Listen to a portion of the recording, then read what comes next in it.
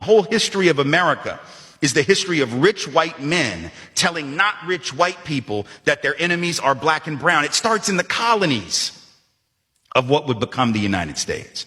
Let's remember, during the colonial period, mid-1600s, there was no such thing as white people. I know some people who are now called white find that shocking, right? Because they think whiteness is real, right? But whiteness was created. Europeans didn't call themselves white. We didn't call ourselves white. We weren't all members of one big happy family. Are you kidding? Have you studied the history of Europe? The history of Europe was about killing each other. That's what we did in Europe. We just killed each other before we figured out there were other people to kill. We just killed each other, right? I mean, that was the history of Europe. The English hated the Irish, right? Northern Italians didn't even think that Southern Italians were Italians. The Germans hated everybody, and everybody hated their ass right back, right? There was no team called white, no race called white, but all of a sudden, in the middle of the 1600s, there was. Why? Why was it suddenly necessary to create this thing called the white race? Well, because rich people can count. That's why. And so rich folks looked around, the ones that owned all the land, in the colonies, the colonial elite looked around and they realized something, that they were heavily outnumbered by African enslaved folks, by European indentured servants who were just one level above a slave, or other Europeans who weren't technically indentured servants, but they were still peasants, didn't have any money, didn't have any land, and they could do the math. They added it up and they were like, damn, we got to figure out a way to split these folks apart from one another or they're going to rise up and take our stuff, right? Because after a while, these black folks who were enslaved Africans and these quote unquote white folks who were poor Europeans are going to figure out they're all getting played by these rich people, right? So ultimately the rich figure out they got to come up with some way to get somebody in that group on their team. The easiest thing is to get the poor Europeans, right? Because at least they look like you. They sort of share some of the customs and the culture. So they all of a sudden create this thing called whiteness and they say, now you're part of the club. Now we're going to let you testify in court, enter into contracts, vote, at least if you're a man, own a little bit of land, at least if you're a man, right? And we're going to get rid of indentured servitude. No more of that because you're too good for that. And we're going to take the white men, now called white men, and put them on the slave patrol to keep black people in line. Give them a horse and a gun and a badge and make them feel big and powerful, right? They're still poor. They still don't have anything. They didn't pay the slave patrol well, right? Just exploited them, used them as a buffer between the elite and the other poor folks, particularly poor folks of color. And pretty soon the rebellions that occasionally happened where black and white got together to overthrow the elite, those stopped because the divide and conquer had begun to work, right? You could turn people against each other by telling those poor white folks, they got to keep these black people in line.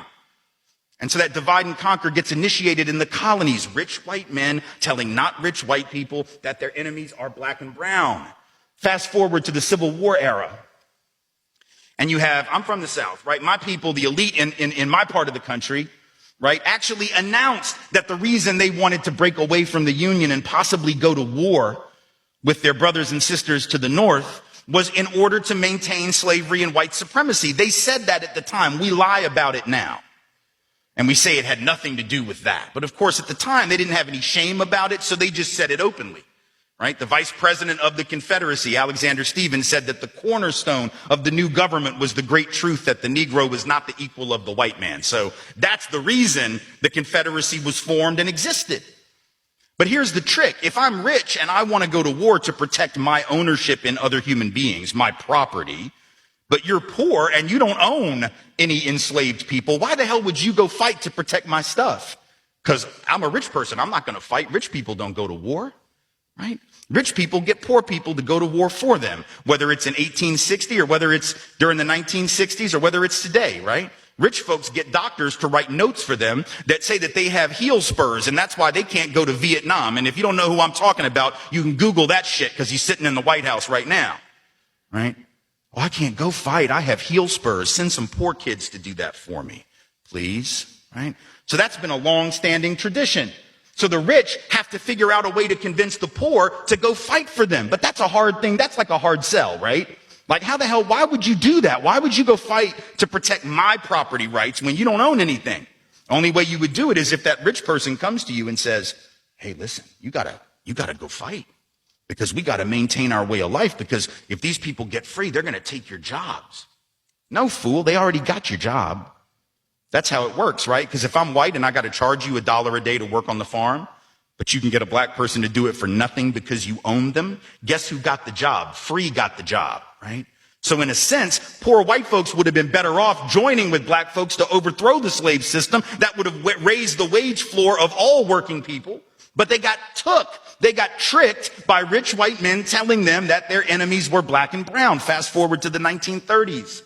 And you have white labor leaders. They're not even the elite, right? The labor leaders are not the elite, but they're the elite within the labor movement. And even they had fallen for it at this point. So they didn't want to integrate their unions. And they would say things like, well, we can't have black people and Mexicans and Chinese folks in our unions because if we do that, it's going to reduce the professionalism of our craft. We have to maintain the integrity of our profession. No, fool, you need more people in the damn union is what you need. And if you don't let those folks in, guess what happens when you go out on strike? Who is the boss going to use to replace you? They're going to replace you with the very same black and brown folks that you didn't want to work next to, right?